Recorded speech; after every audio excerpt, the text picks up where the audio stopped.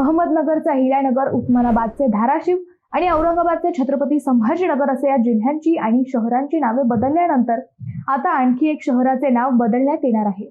याची शासन स्तरावर कार्यवाही अंतिम टप्प्यात आली आहे। केंद्रात मोदी सरकार आणि राज्यात भाजप प्रणित महायुतीचे सरकार आल्यापासून विविध शहरांच्या नामांतराच्या प्रक्रियेला मोठा वेग आलाय। आता सांगलीतील इस्लामपूरचे नाव ईश्वरपूर होण्याच्या प्रक्रियेला मोठा वेग आला आहे। 40 ते 50 वर्षांपासून रखडलेल्या मागणीने पुन्हा उचल खाल्ली असून भाजप आमदार गोपीचंद पडळकर आणि आमदार सदाभाऊ खोत यांनी मागणी लावून धरली आहे। यामुळे आता इस्लामपूरचे नाव ईश्वरपूर होण्याच्या प्रक्रियेला मोठा वेग आला आहे। याची मागणी 40 वर्षांपूर्वी राष्ट्रीय स्वयंसेवक संघाचे तत्कालीन शहर प्रमुख पंत सबनीस यांनी केली होती।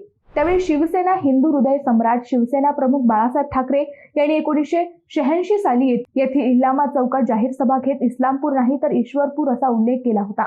आता पुन्हा एकदा या मागणीने जोर धरला असून याचे नाव बदलणार असल्याची माहिती समोर आली आहे।